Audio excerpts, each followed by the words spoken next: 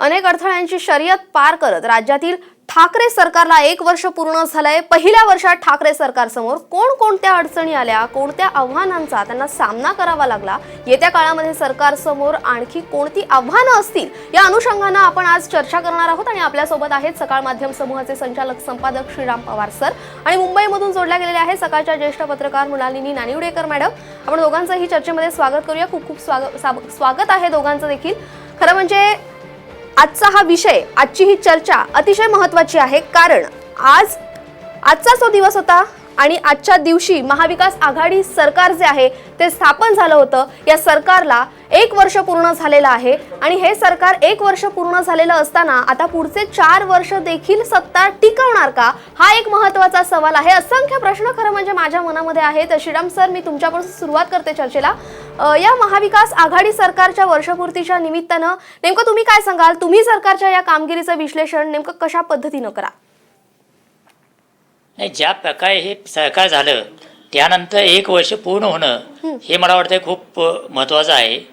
कारण या प्रकारे शिवसेना, राष्ट्रवादी काँग्रेस आणि काँग्रेस हे ज्यांच्यामध्ये वैचारिक मतभेद खूप मोठ्या प्रमाणावर आहेत, असे पक्ष एकत्र येऊन सरकार स्थापन करतील आणि पुन्हा आपल्या विसंवादावर किमान मात करून वर्षभर चालवतील, हे असं काही कुणी निवडणुकीच्या वेळेला लक्षात घेतलं नव्हतं किंवा असं कुणाला वाटलं नव्हतं।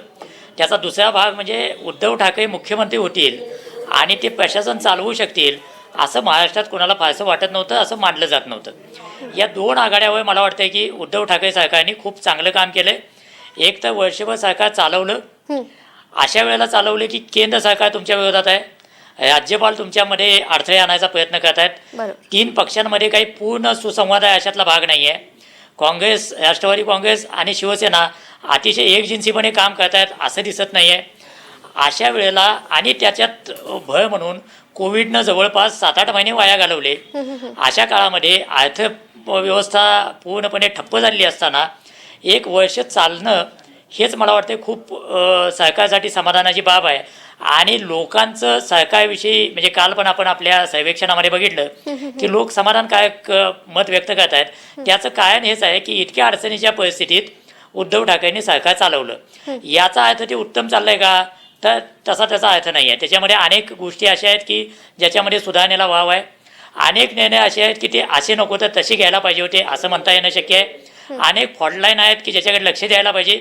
पण लोकांचं आकलन म्हणाल तर उद्धव ठाकरेंनी 1 वर्ष चांगलं सरकार चालवलं आणि त्यांच्याविषयी आशा अजून जिवंत आहेत। अशा प्रकारची स्थिती 1 वर्ष पूर्ण होताना निश्चितपणे आहे।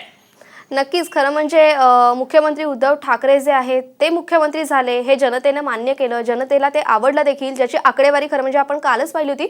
मृणाली मॅम, मी तुमच्याकडे येते। हे वर्ष जे आहे, आता सरांनी सांगितल्याप्रमाणे खूप मोठा काळ हा नाही आहे सरकार स्थापन केल्यानंतरचा। खरं म्हणजे खूप महत्त्वाचं मानलं जाईल की 1 वर्ष 3 वेगवेगळे पक्ष, 3 वेगवेगळ्या विचारांचे पक्ष हे एकत्र आले, एकत्र 1 वर्ष त्यांनी काढलं। पुढचे 4 वर्ष असेच निघणार का, हा मुद्दा देखील तितकाच महत्त्वाचा ठरणार आहे। आणि सर्वात महत्त्वाचं म्हणजे उद्धव ठाकरेंकडे प्रशासकीय अनुभव नाही, अशा परिस्थितीमध्ये देखील ते थेट मुख्यमंत्री पदाची धुरा त्यांच्या खांद्यावरती आलेले आहे। मुख्यमंत्री ठाकरेंनी हे शिवधनुष्य जे आहे ते पेललेलं आहे असं तुम्हाला वाटतं का? आणि तुम्ही त्यांच्या या कामगिरीकडे नेमकं कशा पद्धतीने पाहता? अगदी खरं सांगायचं झालं तर हे सरकार 1 वर्ष टिकेल असं कोणालाही वाटत नव्हतं, कारण या सरकारमध्ये कोणत्याही प्रकारची सुसूत्रता नव्हती, समान विचार नव्हता। पण आता मुख्यमंत्री उद्धव ठाकरे ज्या रीतीने सांगतायत की महाराष्ट्राचं चांगलं करणं हेच आमच्यातलं समान सूत्र आहे, ते चांगलं केलं जात आहे का हे सांगता येणार नाही, पण त्या दृष्टीने प्रयत्न मात्र निश्चित सुरू आहेत। आणि त्यातला सर्वात महत्त्वाचा मुद्दा असा झालेला आहे की उद्धव ठाकरे यांनी सर्वांचं ऐकून घेत अंतिम निर्णय स्वतःचा हे अनेक बाबतीत प्रत्यक्षात आणलेलं आहे। ते करताना त्यांनी फारसं कोणाला दुखावलेलं नाही आहे। आणि अशा परिस्थितीत ज्या वेळेला कोविडनी सगळं ठप्प झालेलं आहे, जागतिक महामारी प्रत्येकाला सतावते आहे, अशा वेळेला प्रशासन जो काय कणा असतो कोणत्याही राज्याचा किंवा कोणत्याही सरकारचा, त्या प्रशासनाला पूर्णपणे स्वतःबरोबर घेणं आणि त्यांच्याशी अत्यंत संयत भाषेत बोलून त्यांच्याकडनं कामं करवून घेणं हे उद्धव ठाकरेंनी अत्यंत चांगल्या रीतीने साधलेलं आहे।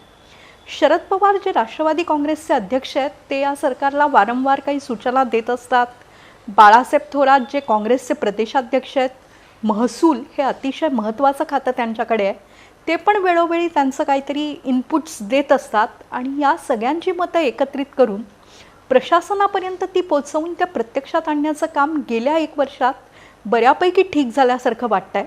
यामागचं कारणही महत्त्वाचं आहे. या तिघांनाही भारतीय जनता पक्ष पुन्हा सत्तेत येऊ नये असं मनापासून वाटतं आहे. भाजप सत्तेत आल्यानंतर या सर्व पक्षांचे जे काय पॉलिटिकल ॲम्बिशन्स आहेत ते कदाचित कमी होऊ शकतील, त्यांना त्रास होऊ शकेल. त्यामुळे परस्परांना धरून चालणं हे सद्य परिस्थितीत आवश्यक असल्याचं त्यांना अत्यंत चांगल्या रीतीने समजतं आहे. आणि या 2 पक्षांकडे, विशेषतः राष्ट्रवादी काँग्रेस आणि काँग्रेस यांच्याकडे अत्यंत अनुभवी मंत्री आहेत. खरं पाहिलं तर उद्धव ठाकरेंची चमू ही बेस्ट ऑफ 10 किंवा ज्याला आपण एक अत्यंत उत्तम संघ म्हणतो तशा प्रकारची आहे. आणि सध्या तरी खाचखळग्यातून जात एकमेकांची कुठेतरी पटलं नाही तरी ती जाहीररित्या वाद समोर येऊ न देत हे सरकार काहीतरी करायचा प्रयत्न करत आहे.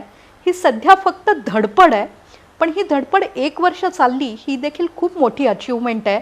कदाचित ही धडपड 4 वर्षही चालू शकेल. भारतीय जनता पक्ष आपण राज्यांचा अभ्यास केला तर सरकारं पाडून स्वतःचं सरकार आणायचा प्रत्येक ठिकाणी प्रयत्न करत असतो. ते लोकशाहीच्या चौकटीत होत असेल तर त्याला आपण नावं ठेवणं पण शक्य नाही. पण मध्य प्रदेशात जे झालं, कर्नाटकात जे झालं, तशी स्थिती महाराष्ट्रात नाही. 3 पक्ष आहेत, या तिन्ही पक्षात नसल्याचं पाहायला मिळत आहे. महाराष्ट्रातलं हे सरकार जे आहे ते कभी खुशी कभी गम, मात्र असं असताना देखील हमसाथ साथ हे म्हणत पुढे चाललेलं सरकार आहे आणि असंच करत 1 वर्ष या सरकारला पूर्ण झालेलं आहे. श्रीराम सर, मी पुन्हा एकदा तुमच्याकडे येते. एकीकडे खरं म्हणजे भाजपसारखा कडवा विरोधक, दुसरीकडे कोरोनासारखं संकट. खरं तर ठाकरे सरकारसाठी हा कसोटीचा काळ होता आणि कोरोनाची परिस्थिती अगदी योग्यरित्या हाताळण्यामध्ये हे सरकार यशस्वी ठरलं का? तुम्ही काय निरीक्षण नोंदवा? नाही, या दोन्ही पातळ्यांना म्हणजे एक तर भाजपसारखा अतिशय कठोर विरोधक आणि ज्यांना केंद्रातून कुमक आहे, आणि आत्ताच म्हणाल त्यांनी सांगितलं त्याप्रमाणे की भाजपला सत्ता सोडणं मानवणार नाही आहे. किंबहुना दुसऱ्या सत्तेवर राजमार्गानं आला, लोकशाही मार्गानं आला, तरी लोकशाहीतल्याच काही त्रुटी वापरून त्याला काय फार लोकशाहीवादी म्हणण्यासारखं काय नाही आहे. जे काही त्यांनी कर्नाटकात केलं, जे काही त्यांनी मध्य प्रदेशात केलं, त्याला काय लोकशाहीवादी वगैरे म्हणायचं काही कारण नाही आहे. हे मॅन्डेट सोडण्याचा प्रकार आहे. तर तो करून सुद्धा ते सत्तेवर यायचा प्रयत्न करतात आणि अशा ठिकाणी 1 वर्ष सरकार चालवणं हे निश्चितच एक चांगली कामगिरी म्हणता येईल. याचं एक सूत्र स्पष्ट आहे की कुणालाही आता भाजप पुन्हा सत्तेत नको आहे. कारण भाजप सत्तेत असल्यानंतर काँग्रेस, राष्ट्रवादी काँग्रेसच्या नेत्यांची अवस्था काय होती हे त्यांनी स्वतः अनुभवलेली आहे, जगानं बघितली आहे. शिवसेनेची किती फळफट झाली हे त्यांनी बघितलं आहे. त्यामुळे आता त्यांना भाजप नको आहे, त्यामुळे ते एकत्र राहत आहेत. हा त्यांच्यामधला एक सिमेंटिंगचा भाग आहे. दुसरा मुद्दा तुम्ही विचारला तो कोविडचा. तर कोविडचं माझं मत आणि लोकांचं परसेप्शन याच्यामध्ये काही अंतर आहे. लोकांच्या मते ज्या पद्धतीनं उद्धव ठाकरे सातत्यानं टी व्ही समोर येत आहेत आणि सरकारची भूमिका मांडतायत, लोकांना दिलासा द्यायचा प्रयत्न करत आहेत, असं दाखवायचा प्रयत्न करत आहेत की मी तुमच्या कुटुंबाची खूप काळजी घेतो आहे. राजेश टोपे त्याच पद्धतीनं लोकांसमोर भूमिका मांडत होते आणि लोकांना असं वाटतंय की आपलं काळजी घेणारं सरकार आहे. हे झालं परसेप्शन. आणि राजकारण परसेप्शनवर चालत असतं. तोच खेळ केंद्रात मोदी पण करत आहेत. तेच जवळपास उद्धव ठाकरेंनी उचललेलं आहे. पण तटस्थपणे जर आपण बघितलं तर कोविडचा हा क्रायसिस अधिक चांगल्या पद्धतीने मॅनेज करता येणं शक्य होतं. हे काम केलं का तर सरकारनं उत्तम काम करायचा प्रयत्न केला, लोकांना दिलासा द्यायचा प्रयत्न केला, हे नक्की. पण कोविड सेंटर वेळेत उभी करणं, त्यासाठी आवश्यक त्या आरोग्य सुविधा उभ्या करणं आणि लॉकडाऊनचा काळ त्यासाठी वापरणं, यामध्ये सरकार कमी पडलं. त्याचबरोबर सरकारच्या मनात असलेल्या योजना आणि त्या मग विभागीय पातळीवर येणं, जिल्हाधिकाऱ्यांच्या पातळीवर येणं, तिथून पुढे तालुका पातळीवर जाणं आणि यामध्ये प्रत्येकानं वेगवेगळे निर्णय घेणं, यातून जी काही लोकांची फळफट झाली, प्रत्येक जिल्ह्यामध्ये नियम वेगळे, लॉकडाऊनचे प्रत्येकाचं परसेप्शन वेगळं, यामध्ये काही सुसूत्रता आणणं शक्य होतं आणि मला वाटतं त्या आघाडीवर अधिक चांगलं काम करता येणं शक्य होतं. किमान आता या अनुभवातून बाहेर आल्यानंतर आणि आता सगळे म्हणतात की कदाचित दुसरी लाट येऊ शकेल, तर त्या दुसऱ्या लाटेला सामोरं जात असताना अधिक सुसूत्रतेनं या सरकारनं सामोरं जायला हवं. त्यामुळं परसेप्शनच्या आघाडीवर सरकारचं काम उत्तम आहे, पण सुधारण्याला वाव आहे का तर माझ्यामध्ये निश्चितपणे सुधारण्याला वाव आहे. नक्कीच. खरं म्हणजे सर याच मुद्द्यावरून एक प्रश्न मला असा विचारायचा आहे की जसं आता आपण पाहिलं की अतिवृष्टी या वर्षी होती, कोरोनासारखं मोठं संकट आहे, अतिवृष्टी झालं, त्याच्यानंतर कोकणामध्ये वादळ आलं होतं आणि या सगळ्या संकटाच्या मध्ये होता तो आपला महाराष्ट्र. आणि अशामध्ये हे महाविकास आघाडीचं सरकार जे आहे ते कुठेतरी कोरोना प्रतिबंधित करण्यासाठी काम करते, कुठेतरी शेतकऱ्यांना मदत करते, कुठेतरी वादळग्रस्त ज्यांचं नुकसान झालेलं आहे त्यांना मदत करते आणि या सगळ्या संकटाच्या काळामध्ये आम्हाला कुठेच विकास कामं करता आली नाहीत अशा देखील चर्चा रंगू लागलेल्या आहेत. वेगळं काहीच करता आलं नाही. आणि जनतेशी संवाद साधताना मुख्यमंत्री उद्धव ठाकरे एकदा म्हणाले देखील होते की आता मी सरकारला म्हणजे मी जनतेला काय सांगणार किंवा माझी पुढची कारकीर्द जी असेल त्यावेळेला मी मागे वळून बघितल्यानंतर जनतेला काय सांगणार की माझ्या वर्षामध्ये किंवा माझ्या सत्तेमध्ये मी काय केलं, तर लॉकडाऊन का नाही, वेगळी कामं देखील मला करायची आहे. तर या सगळ्या गोष्टींकडे तुम्ही कशा पद्धतीने पाहता? खरंच महाविकास आघाडी सरकारला काम करता आलं नाही का?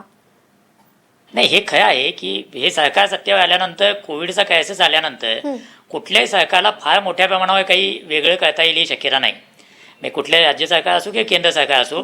त्यामुळं मागचं वर्ष कामगिरीचं अनालिसिस करतानाचं अपवादात्मक वर्ष हे आपण पहिल्यांदा मान्य केलं पाहिजे, कारण हे त्यांचा काळ वाया गेला आहे. दुसरी गोष्ट आहे की काही भरीव करायचं असेल तर दोन पैकी काहीतरी असावं लागतं. एक तर संपूर्णपणे नव्या कल्पना, आउट ऑफ बॉक्स कल्पना तुमच्याकडे असाव्या लागतात आणि दुसरा भाग तुमच्याकडे आर्थिक सवड असावी लागते.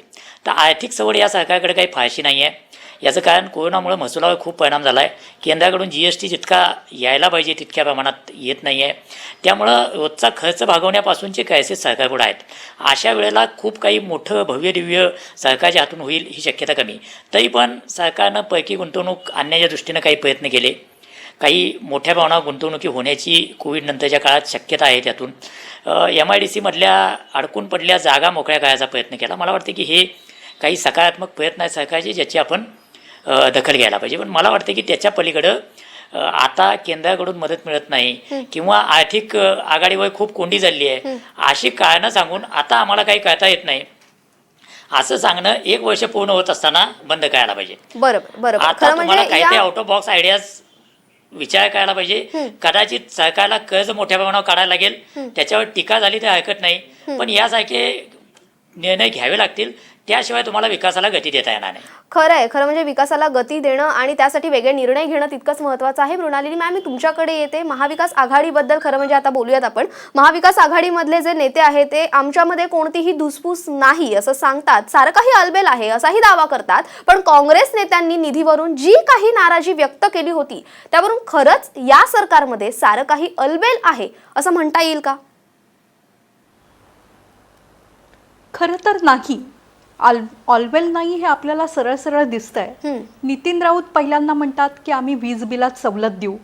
काँग्रेसच्या निवडणूक पूर्व जाहीरनाम्यात पण 100 युनिट वाल्यांना सवलत देण्याचं आश्वासन आहे, ते प्रत्यक्षात होताना दिसत नाही. मग अशोक चव्हाण म्हणतात की हा नितीन राऊतांचा व्यक्तिगत निर्णय आहे. दुसऱ्या दिवशी नितीन राऊत म्हणतात की हे उपमुख्यमंत्री जे अर्थ खातं सांभाळतात त्या अजित पवारांना विचारूनच झालेलं होतं. यामुळे या सरकारमध्ये एकवाक्यता नाही, ऑलवेल नाही हे तर दिसतंच आहे. पण जे अंतर्गत मतभेद असतात ते फारसे चव्हाट्यावर न आणता ते आतमधल्या आतमध्ये सोडवणं हे काँग्रेस आणि राष्ट्रवादी काँग्रेसचं वर्षानुवर्ष चालत आलेलं कल्चर आहे, ती त्यांची संस्कृती आहे. त्या संस्कृतीनुसारच सरकार चालवण्यासाठी, सत्ता उपभोगण्यासाठी जे काय मतभेद आहेत ते आतमधल्या आतमध्ये सोडवण्याची काहीतरी एक यंत्रणा या सरकारमध्ये निश्चित काम करते आहे. आणि पर्याय नसल्यामुळे, ज्याला टीना फॅक्टर असं म्हणतात, दुसरा कोणताही पर्याय उपलब्ध नसल्यामुळे आपल्याला हे सरकार चालवायचंच आहे हे या सगळ्यांनी लक्षात घेतलेलं आहे. यात कोविड हाताळणीचा आपण मगाशी विषय घेतला तो अतिशय महत्त्वाचा आहे. आपण आपल्या आरोग्य खात्याला जी काय तरतूद आर्थिक करतो ती जेमतेम 2.5% आसपास आहे. ते सरकार भाजपचं असेल किंवा महाविकास आघाडीचं असेल, ती तरतूद वाढवण्याचे कोणतेही प्रयत्न, कोणतीही दिशा कोणत्याही स्तरावर अद्याप स्वीकारली गेलेली नाही आहे. अगदी असं असताना मग कोविडने आपल्याला धडे काय दिले? खरं म्हणजे या संपूर्ण विषयाकडे मला पुन्हा एकदा वळायचंय. मात्र एक महत्त्वाचा मुद्दा पवार सर विचारायचा मगाशी राहून गेला होता, तो असा की हे सरकार म्हणतं, महाविकास आघाडी सरकार म्हणतं आम्ही 5 वर्ष टिकणार. 5 वर्ष काय, पुढचे संपूर्ण जी कारकीर्द असेल, राजकीय कारकीर्द असेल ती आमचीच असेल आणि आम्ही सोबत येऊन काम करणार यापुढे, असं एकीकडं या आजच्या सरकारकडनं बोललं जाते. तर दुसरीकडे भाजप सरकार म्हणजे भाजप जे आहे, विरोधक जे आहेत ते देखील मोठ्या प्रमाणावरती विरोध करत असल्याचं पाहायला मिळतंय. वेगवेगळ्या गोष्टी बाहेर येत असल्याचं आपण रोजच बातम्यांमध्ये पाहतोय. तर विरोधकांचा हा केवळ इशाराच आहे की मग पडद्यामागे हालचाली देखील सुरू राहतील, काय वाटतं? राजकारण हा नेहमीच शक्यतांचा खेळ असतो. त्यामुळं उद्या काय होईल याविषयी काही खूप स्पेक्युलेट करावं अशी परिस्थिती नाही आहे. पण दुसऱ्या बाजूला भाजप नको यासाठी तिघं आत्ता एकत्र आहेत, पुढं पण एकत्र राहतील असं सर्वसाधारणपणे सूत्र आपल्याला दिसतंय. आणि दुसरं जर आपण बघितलं तर जेव्हा अनपेक्षितपणे कोणीतरी सत्ता घेतो किंवा सत्तेवर बसण्याचा अधिकार आमचाच आहे असं वाटत असताना वेगळं काहीतरी घडतं, त्यावेळेला जो धक्का असतो त्या धक्क्यातून सावरणं फार कठीण असते. म्हणजे हे आपण वाजपेयींचं सरकार गेल्यानंतर भाजपची जी अवस्था झाली, मनमोहन सिंगांचं पहिलं सरकार आलं तेव्हा बघितलं होतं. अडवाणी काय, सुषमा स्वराज काय, जेटली काय, हे सरकारच मान्य नसल्यासारखं आणि कधी पडेल अशा पद्धतीचं सातत्यानं बोलत होते. व्यवहार त्यांचा तसा होता. युतीचं सरकार महाराष्ट्रातलं गेल्यानंतर असंच अनपेक्षितपणे काँग्रेस राष्ट्रवादी काँग्रेसच्या आघाडीचं सरकार आलं आणि तेव्हा बाळासाहेब ठाकरेंपासून युतीचे सगळे नेते म्हणत होते की चमत्कार होईल आणि लवकरच हे सरकार पडेल. 5 वर्ष सरकार पडलं नाही, 15 वर्ष जवळपास सरकार हे ते चाललं. याचं कारण काय तर तो एक धक्का असतो आणि त्या धक्क्यातनं बाहेर पडणं तितकं सोपं नसते. बट तो धक्का बसल्यानंतर जे काही समोर आलेलं असतं ते 100% एकजिन्सी नसतं. म्हणजे UPA मनमोहन सिंगांच्या काळातलं पहिलं सरकार हे खूप एकजिन्सी होतं, अशातला भाग नाही. भाजपला लांब ठेवायचं म्हणूनच एकत्र आलेले लोक होते. काँग्रेस राष्ट्रवादी एकमेकाच्या विरोधात लढले होते आणि निवडणुकीनंतर एकत्र आले होते. त्यामुळे त्यांच्यामध्ये विसंवाद होणार हे जवळजवळ स्पष्ट होतं. आताही हे 3 पक्ष एकत्र आले, त्यांच्यामध्ये वैचारिक अंतर आहे, त्यांच्यामध्ये धोरणात्मक फरक आहे. त्यामुळं त्यांच्यामध्ये विसंवाद असणं हे अत्यंत स्वाभाविक आहे आणि त्यामुळे हे सरकार पडेल का असं सतत वाटत राहणं स्वाभाविक आहे. पण भाजपचं मला वाटतं की हे कंपल्शन आहे की त्यांना असं सतत सांगायचं आहे की सरकार आमचंच यायला पाहिजे होतं, पण आमचं मॅन्डेट कुठं यांनी चोरून नेलं. पवार सर, खरं म्हणजे तुम्ही आता जो उल्लेख केला होता की सत्ता जेव्हा पडते त्यानंतर जो धक्का बसतो, तो धक्का लागतो आणि त्यानंतर जी प्रक्रिया होते ती पाहणं तितकंच महत्त्वाचं आहे आणि ती प्रतिक्रिया जी आहे ती भाजपची आपण रोजच बातम्यांच्या माध्यमातून पाहतच आहोत. खरं म्हणजे आजची ही चर्चा इथेच थांबवावी लागते आहे वेळेअभावी. मात्र सकाळ माध्यम समूहाचे संचालक आणि संपादक श्रीराम पवार सर आपल्यासोबत होते. त्याचप्रमाणे मुंबईमधून सकाळच्या ज्येष्ठ पत्रकार मृणालिनी नानिवडेकर मॅडम आपल्यासोबत चर्चेमध्ये जोडल्या गेल्या होत्या. दोन्हीही पाहुण्यांना खूप खूप धन्यवाद. इतकी छान चर्चा आमच्यासोबत केली त्याबद्दल थँक्यू. आणि या वेगवेगळ्या विषयांसंदर्भातल्या चर्चा आपण रोजच घेणार आहोत.